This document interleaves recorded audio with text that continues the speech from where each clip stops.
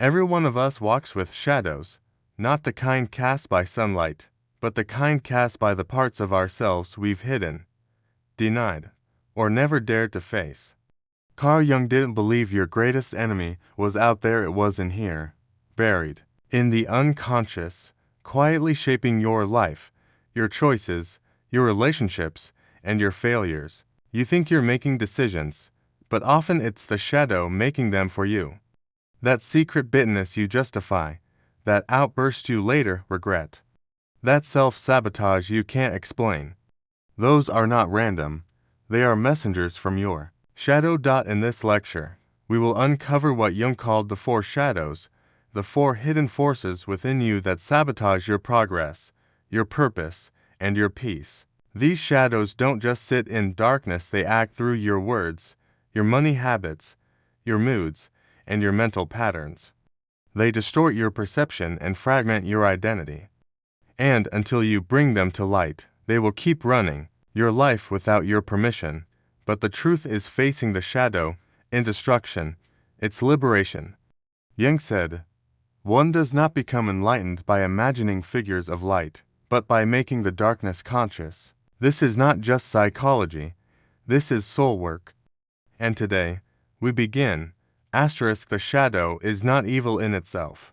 It simply consists of aspects of ourselves we refuse to acknowledge.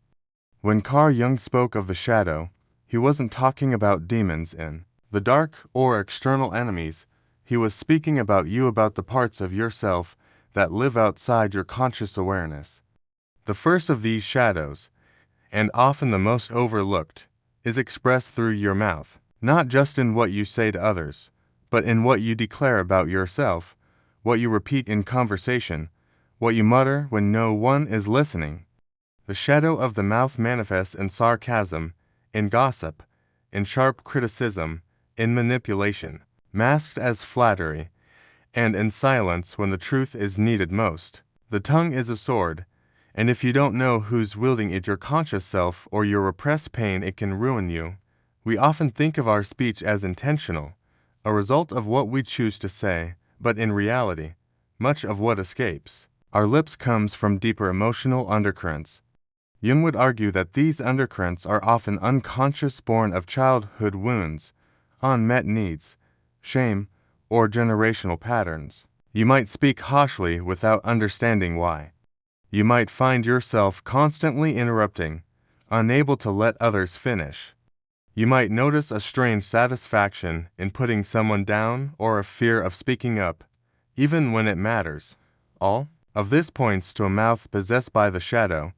This is not about moral failure. It's about psychological disconnection. The unintegrated parts of your psyche seek expression, and if they can't find it through healing, they'll find it through sabotage. The mouth becomes their vessel. Have you ever noticed how some people speak in ways that always provoke conflict, or seem to sabotage relationships with one ill-timed comment? That's not coincidence. That's the shadow at work, saying what the ego would never allow, revealing what the conscious mind refuses to admit. Consider the inner critic, the voice in your head that tells you you're not good enough. Where do you think that voice comes from? It often leaks into your outer speech. You joke about yourself being a failure. You preempt rejection by demeaning yourself before others do. The shadow doesn't just want to punish others, it wants to punish you. So, it uses the mouth as its primary instrument. Jung emphasized the importance of making the unconscious conscious.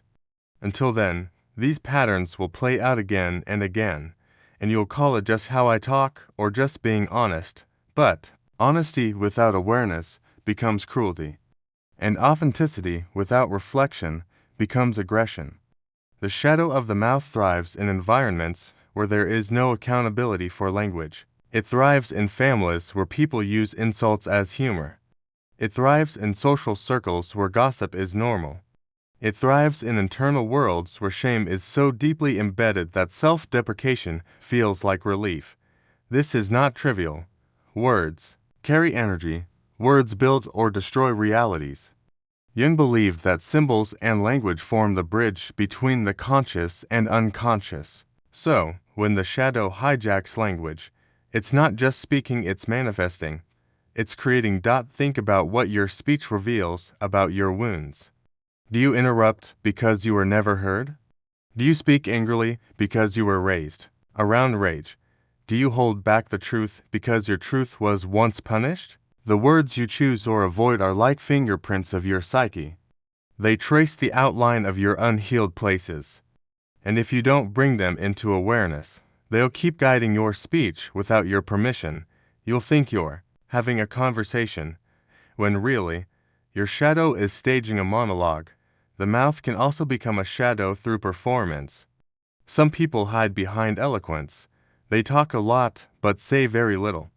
They impress with words, but their speech lacks authenticity. That too is a form of the shadow. It is the fear of being truly known, hidden beneath polished vocabulary. It is the avoidance of vulnerability masked as intelligence. Jung would call this a compensation, a psychological defense mechanism. When we feel inwardly insecure or fragmented, we overcompensate with external personas. The clever talker is often the most deeply wounded. Behind the control of language is the fear of losing control emotionally. The shadow of the mouth also reveals itself in repetitive language patterns, phrases you say without thinking, like "I'm always broke," "I'm less unlucky in love," "Nothing ever works out for me." These mantras become scripts written by your unconscious beliefs. Over time, they stop being descriptions and start becoming prophecies. The more you speak them, the more they reinforce the internal reality from which they came. You live inside a psychological echo chamber where the shadow speaks, and the world reflects it back. Jung would say this is not fate, it is projection. Projection is central to understanding the shadow. What we deny in ourselves, we often see in others, and this includes speech. If you're constantly irritated by people who interrupt, look inward. Do you interrupt yourself, your own needs, your own truths? If gossip enrages you, ask where you've entertained secrets or spoken untruths about others in subtle ways. The mouth doesn't lie, it reveals. It is one of the clearest pathways to discover what parts of you still remain unintegrated. This keynote is not about silencing yourself. It is about reclaiming your voice from the grip of unconscious patterns. It's not about being polite, it's about being free. Free from compulsive sarcasm, from self-harm through speech, from inherited linguistic habits that no longer serve your growth. Jung believed healing required confrontation with the shadow, not avoidance. So let your speech be the mirror. Listen to yourself with curiosity, not condemnation. What tone do you use? What phrases do you repeat? What moments silence you? Your answers aren't just linguistic, they're psychological doorways. Language is sacred, not in a religious sense, but in a symbolic one. It is the means through which the inner world becomes visible. If your language is chaotic, cruel, dismissive, or defeated, it's not a flaw, it's a signal. Something within you is calling out for integration. The shadow of the mouth, in trying to destroy you, it's trying to be seen. Once you acknowledge its presence, you begin the process of self-mastery, not by force, but by awareness. Not by control, but by compassion. There is immense power in transforming your relationship with speech. When the mouth is no longer a slave to the shadow, it becomes a vessel of truth, healing, and clarity. You stop speaking from wounds and start speaking from wisdom. You stop using words to control and begin using them to connect. You stop projecting and start reflecting. This shift is not instant, but it is profound, and it begins the moment you realize that your speech is not just communication, it is revelation. It is the voice of your inner world made audible, and what it reveals can set you free, if you're willing to listen. Money, in the Jungian framework, is never just currency. It is energy, a mirror of the unconscious, and a symbolic representation of value, fear, power, and control. The way you handle money is not simply a result of your financial literacy, but a direct expression of your psychological and emotional landscape. Carl Jung would not view your spending, saving, hoarding, or debt as isolated financial behaviors, but as reflections of deep inner content and conscious drives, unresolved trauma, ancestral imprints, and shadow patterns you may never have examined. The shadow of money is perhaps one of the most misunderstood forces, for it hides behind the illusion of practicality. It convinces you that your relationship with money is logical, when in fact it is profoundly psychological and often irrational. Look closely at your financial habits, and you'll find stories about survival, about shame, about worth. Do you overspend in moments of emotional chaos? Do you cling to money obsessively, even when you have enough? Do you self-sabotage right after financial success, as if you're afraid to keep what you've gained? These are not just behavioral patterns. They are clues. They are the language of the shadow. Money becomes a screen upon which your unconscious projects your fears and unmet needs. Jung believed that anything we do not make conscious will return to us as fate. When it comes to money, that fate often looks like cycles of lack, debt, anxiety, or guilt, repeated until we finally wake up to the deeper issues at play. Consider the person who was raised in a home where money was always scarce and survival was the daily focus. That person might grow up and earn well but never feel safe.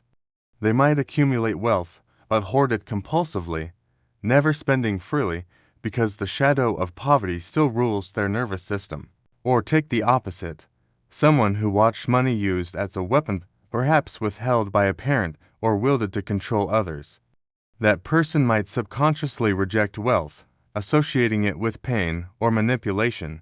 They may find ways to lose money, reject abundance, or remain in scarcity as a form of unconscious rebellion. These are not financial decisions, they are psychological reenactments.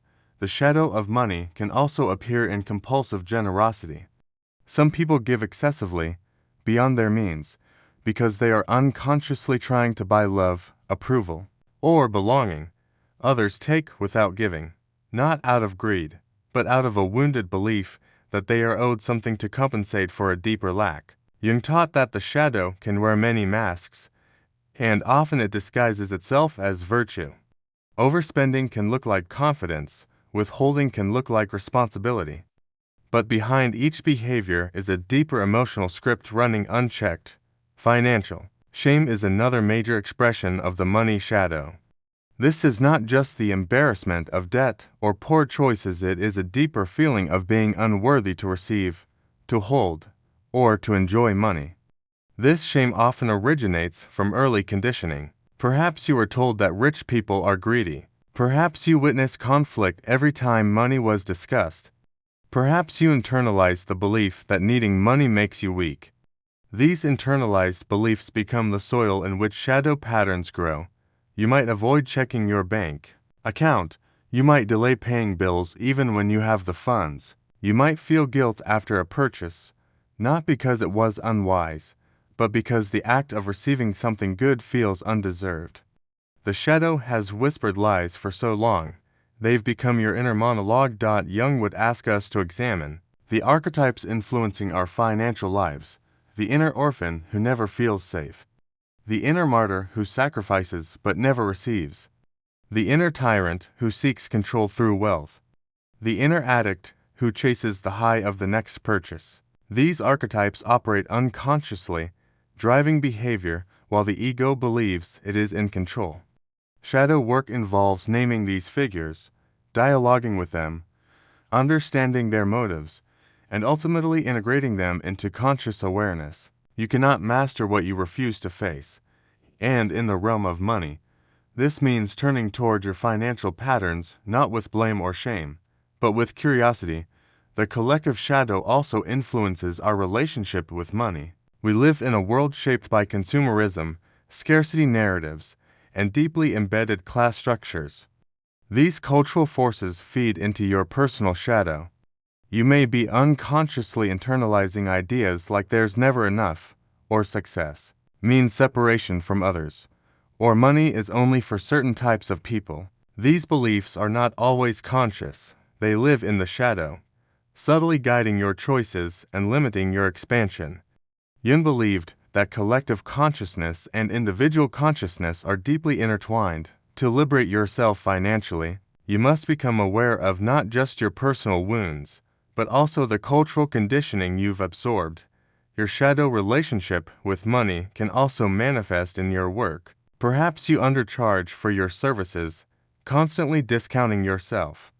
Or you chase high-paying jobs that leave you spiritually bankrupt. Or you remain in scarcity-producing environments because the chaos feels familiar. These patterns are not accidents. They are reflections of deeper inner material that has not yet been brought into the light.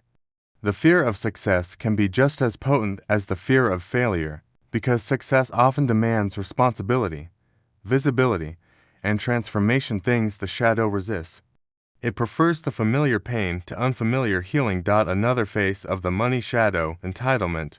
This doesn't always show up as arrogance. Sometimes it manifests as passive resentment toward others who have what you don't, or as a subtle belief that wealth should come without effort, or as jealousy disguised as morality, judging others for their abundance while secretly longing for the same. Jung would call this a projection. What we reject in ourselves, we attack in others. If you believe deep down that you don't deserve wealth, you might project that belief onto others by resenting their success. These projections keep you from doing the inner work required to grow into the version of yourself who can hold wealth with integrity. One of Jung's most powerful insights is that the shadow is not just darkness, it also holds the gold. In other words, your unclaimed power, creativity, and abundance often lie hidden in the very places you fear. By confronting the shadow of money, you don't just break free of toxic patterns, you reclaim the right to thrive. You give yourself permission to live without chronic financial anxiety, without shame around receiving, without the belief that you are forever stuck. This is not about becoming obsessed with wealth. It's about removing the psychological blocks that have kept you in cycles of limitation. Money becomes a tool of self-mastery when it is no longer a tool of the shadow. This requires deep honesty. What do you believe about money? Who taught you that? Where did that belief originate? How does it manifest in your daily choices? What emotions come up when you think about saving, spending, or earning? These questions are not about budgets, they are about becoming conscious. When you become conscious, you stop repeating. You begin to choose. You begin to respond rather than react. And this shift changes everything. It's also essential to look at the energetic relationship you have with money. Do you chase it in fear? Do you avoid it in guilt? Do you feel like you have to hustle to deserve it? These dynamics reveal your core narratives. You might need to forgive yourself for past financial mistakes. You might need to grieve the way money was used to control or neglect you. You might need to rewire your nervous system to feel safe receiving and holding wealth. These aren't just external changes, they are internal revolutions. Jung believed that transformation occurs not through denial, but through confrontation. You don't change your money story by ignoring it. You change it by facing it, feeling it, and rewriting it consciously. When you begin to integrate the shadow of money, you start living with alignment. Your financial decisions become rooted in clarity, not compulsion. You learn to spend in ways that nourish your soul, to save without fear, to earn without self-betrayal. You recognize that your value was never dependent on a number. You also begin to see money as a vehicle, not a destination, a means to express your purpose, not a measure of your worth. And in that clarity, you take your power back, not through domination, but through awareness, not through fear, but through freedom, not through shame, but through self-understanding. The emotional tides that rise and fall within us are not always the result of external events, but often the evidence of something much deeper working beneath the surface.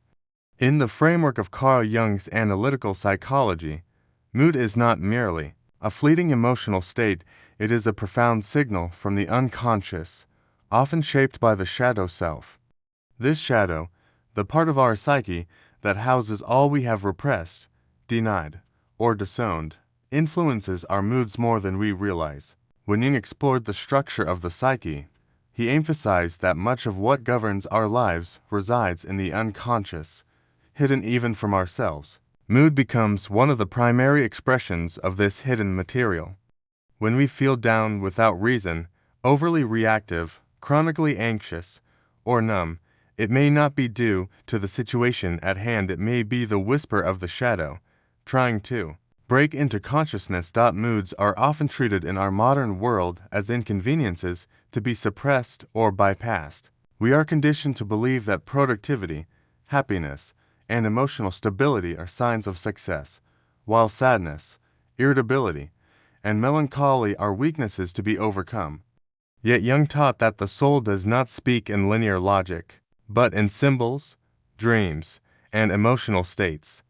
A persistent mood may be the soul's way of communicating that something in your life or psyche is out of alignment. The person who finds themselves trapped in cycles of emotional highs and lows may not be experiencing random fluctuations, but rather the shadow moving in and out of visibility. Emotional volatility is not merely a lack of discipline or control. It can be a sign that something long repressed is trying to come to light.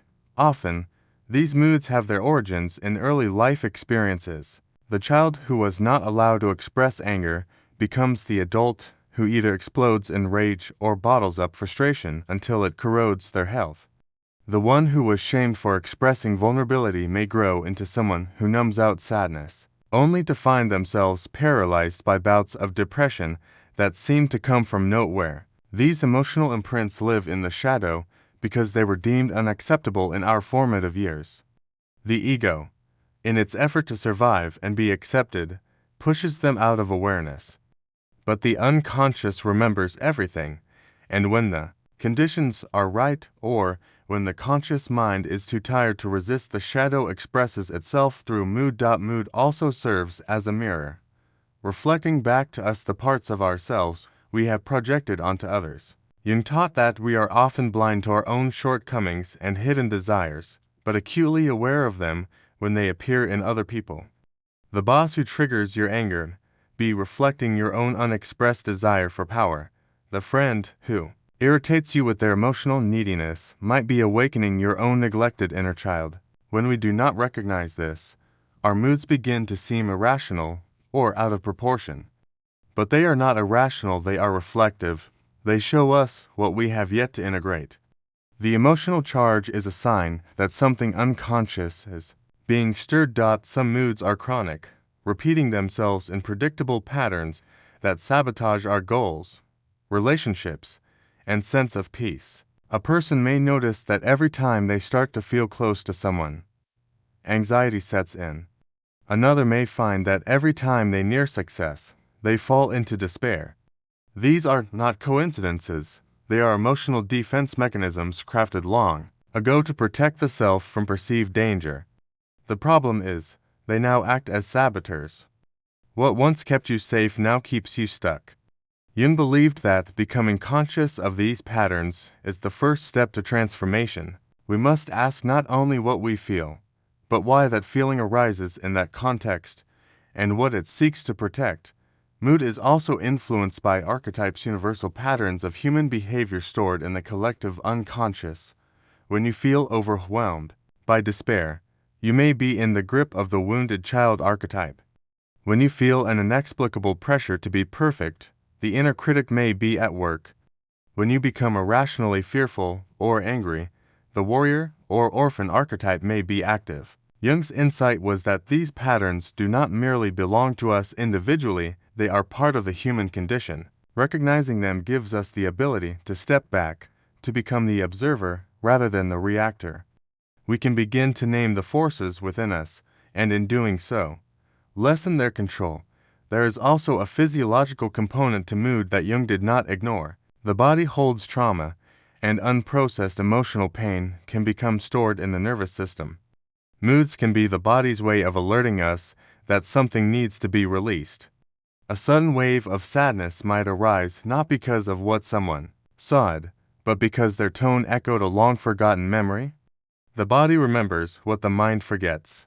Jung believed in the unity of psyche and soma, mind and body. When we listen to our moods with curiosity rather than judgment, we often find that they carry wisdom about what needs to be healed, processed, or expressed somatically. One of the reasons moods are so difficult to work with is because they distort perception. When you are caught in a depressive mood, everything looks gray. Possibilities feel out of reach. You interpret others' words more negatively, and even your memories become tainted with pessimism. This isn't just psychological, it's neurochemical, but it's also archetypal. You are in a descent, similar to the ancient myths of Inanna, Persephone, or Orpheus. Jung taught that the journey into the shadow is not linear and often involves a symbolic death. The mood that seems to be destroying you may be initiating you. It may be stripping away illusions, attachments, or identities that no longer serve your growth. But if you resist the mood, if you distract, numb, or shame yourself for feeling, it gains more power. Integration requires presence. The courage to sit with what is uncomfortable is the beginning of transformation. Jung was also deeply attuned to the role of the unconscious in shaping our dreams. Dreams, like moods, are messages from the unconscious. Often, the themes that arise in our dreams correlate with our waking emotional states. A recurring dream of being chased may parallel chronic anxiety.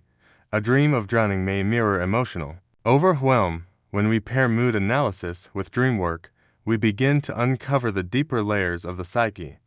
We begin to see patterns, symbols, and stories that the conscious mind cannot grasp on its own. The mood, like the dream, becomes a sacred text waiting to be read. Another dimension to consider is the spiritual aspect of mood. Jung believed that the psyche is inherently spiritual and that moods often point to a soul hunger. The modern world, with its emphasis on materialism and external achievement, often leaves a void in the soul. Moods such as emptiness, restlessness, and alienation are not signs of dysfunction, they are signs that the soul is longing for reconnection. This is where rituals, nature, art, and meaningful relationships become vital. They feed the soul and regulate the mood not by force, but by fulfillment. The shadow is not merely a pit of darkness, it is a well of forgotten light. When we explore the shadow of mood, we do not only confront pain, we uncover purpose. Many people live their entire lives reacting to their moods without ever questioning their origins. They see themselves as victims of their emotions rather than witnesses to their inner world. Jungian psychology offers a radically different approach. It invites us to become conscious of what is unconscious, to ask, what is this mood trying to show me? What part of me have I neglected, denied, or misunderstood? This line of inquiry does not eliminate the mood, but it transforms the relationship to it. We go from being possessed by emotion to being informed by it. The shadow of mood becomes a guide rather than a saboteur. Relationships are one of the most fertile grounds for mood shadow work. We often think that others make us feel certain ways, but in truth, they activate what is already inside us. A partner's silence may awaken feelings of abandonment rooted in childhood. A friend's success may stir envy connected to your own unacknowledged desire. Jung emphasized the concept of projection. What we do not claim in ourselves, we see in others. If your mood shifts dramatically around certain people, it may be because they are mirroring back your disowned self. The discomfort is a clue. Instead of blaming the external, the invitation is to look inward and reclaim what has been lost. Ultimately, mood is not the enemy. It is a compass. It points us toward the places that need healing, integration, and attention. The mood that seems to be sabotaging your life may actually be trying to save it. It may be the only way your soul has left to get your attention. In the silence of the inner world, where logic fails and words dissolve, mood becomes the language of the self, and when we begin to listen, we begin to remember who we are. The mind is the theater of thoughts, beliefs, and inner dialogues, but according to Carl Jung, it is also the home of illusions, projections, and unexamined patterns shaped by forces far beyond our conscious awareness. Jung did not view the mind as a purely rational mechanism. He understood it as a dynamic field where the ego and the unconscious are in constant negotiation. The mind often acts not as a mirror of truth, but as a projector of the unresolved. It generates thoughts not just from present stimuli, but from old wounds, internalized voices, archetypes, and forgotten fears. The shadow of the mind, the unconscious mental framework we rarely examine, becomes the most potent saboteur in our lives. It is not what you think that ruins you, it is what thinks you, without your knowing. The modern world idolizes intellect. We are praised for thinking critically, analyzing efficiently, and rationalizing everything. Yet this glorification of thought leads many to become trapped in their own mental constructs. Jung warned that when thought is not balanced by feeling, intuition, and the deeper aspects of the psyche, it becomes tyrannical. The unobserved mind begins to spin stories of fear, inadequacy, competition, and threat. These stories are not facts, they are shadows disguised as reason. When left unchecked, the mind becomes a prison of assumptions, most of which were inherited, rather than chosen. The voice that tells you you're not good enough may not even be your voice, it might be your father's, your teacher's, or the collective voice of a society that values appearance over authenticity. The shadow of the mind thrives in silence when we never question who authored our thoughts in the first place. Jung's notion of the complex plays a central role in understanding the mind's sabotage. Complexes are emotionally charged, groups of ideas and memories that live in the unconscious and interfere with our conscious intentions. A person with an inferiority complex might constantly overachieve, not from joy or vision, but from fear of being perceived as small or insignificant. Another may avoid relationships not because they value independence, but because a complex has convinced them intimacy equals pain. These complexes hijack the mind and filter every experience through a specific lens. They distort reality, and yet we often take their voice as truth. Jung believed that we do not have complexes. They have us until we make them conscious. They control our reactions, decisions, and relationships from the shadows.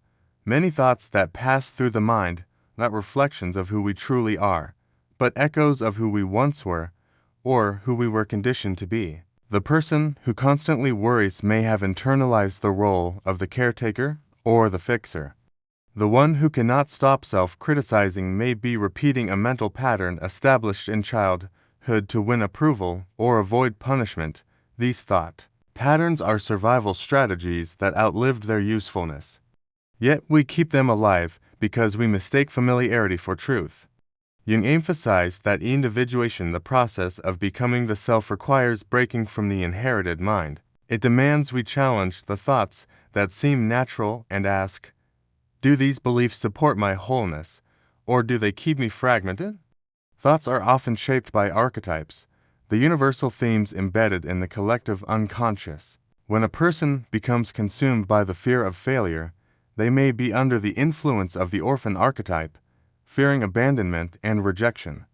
When someone compulsively controls everything, they may be in the grip of the ruler archetype, terrified of chaos and unpredictability. These archetypes aren't bad, they are ancient energies that express themselves through us. The problem arises when we are unconscious of them. Then we act out roles rather than live authentically. The mind, in such cases, doesn't serve as a tool for awareness, but a stage for unconscious reenactment.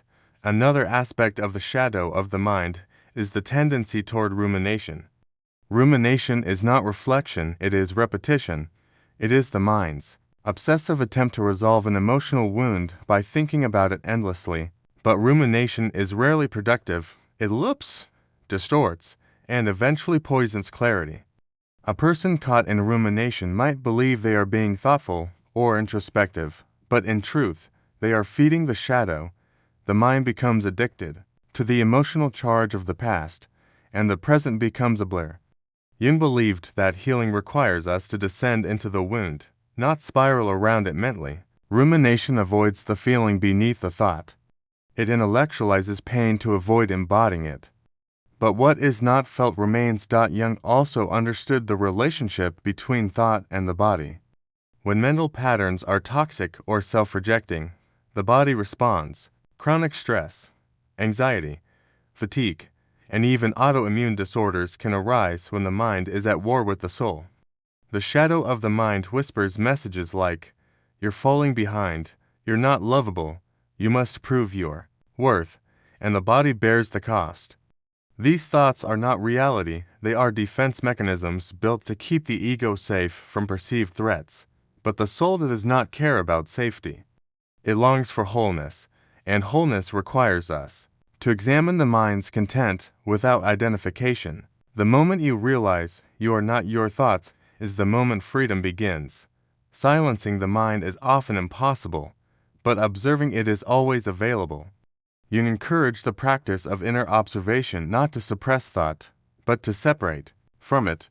He advocated for the development of what he called the observing ego, a part of the psyche that can witness without reacting. When we cultivate this awareness, we begin to see that many thoughts are not personal, they are passing clouds. They may belong to the collective consciousness, to our upbringing, to trauma, or to archetypal forces, but they are not the self. The self, in Jung's language, is the totality of the psyche, including the conscious and unconscious. To align with the self is to no longer be ruled by the fragmentary voice of the egoic mind. The mind is also influenced by projection. One of Jung's most vital concepts, what we reject in ourselves, we often project onto others. If you are constantly judging others as selfish, it may be that you have denied your own healthy selfishness.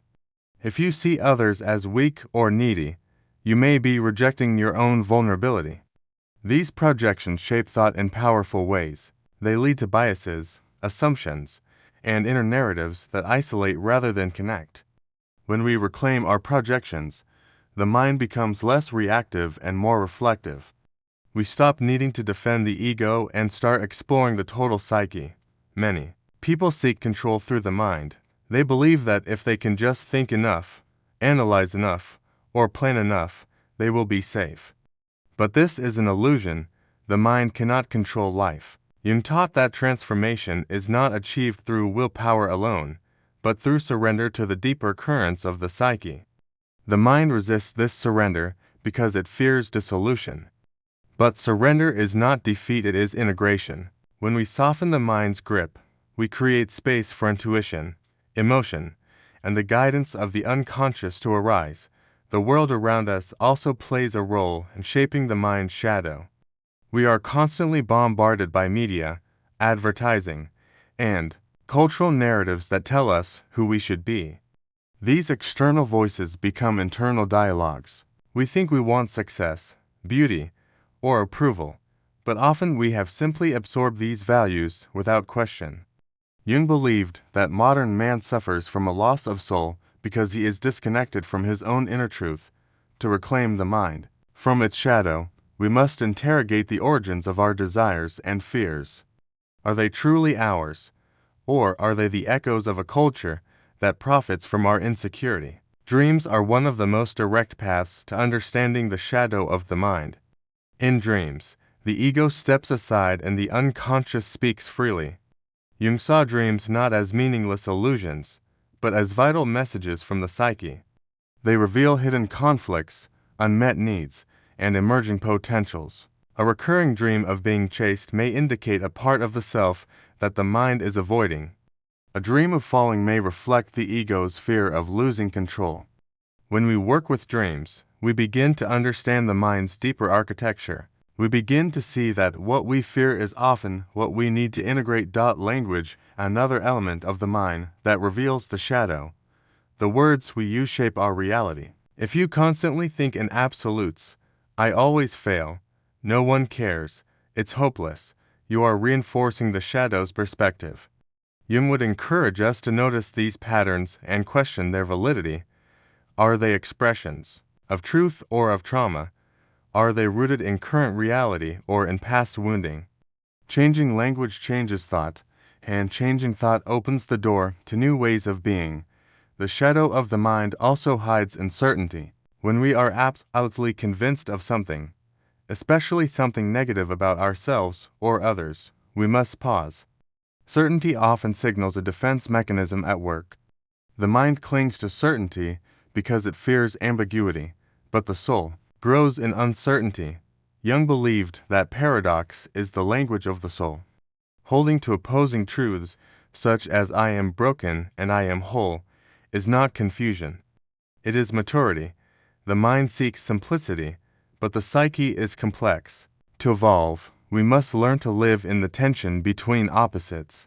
Meditation, active imagination, and journaling are practices Jung valued for exploring the mind's terrain. These tools allow us to slow down and witness the contents of consciousness without judgment. They help us dialogue with the unconscious, rather than being dominated by it. In this space of inner listening, we begin to hear the quiet voice of the self beneath the loud chatter of the ego. We begin to distinguish intuition from fear, truth from conditioning, insight from impulse. The mind, when aligned with the self, becomes a powerful ally. It can articulate wisdom, plan with clarity, and reflect deeply. But when ruled by the shadow, it becomes a relentless critic, a fearful prophet, and a manipulative strategist. The work of self-mastery is not to destroy the mind, but to purify it, to disentangle it from the complexes, projections, and inherited beliefs that cloud its vision. Jung did not call for the mind's annihilation, but its integration. The mind is not the master, nor is it the enemy, it is the instrument. And when tuned to the deeper frequencies of the soul, it becomes a channel for healing, transformation, and truth. Ask ChatGPT,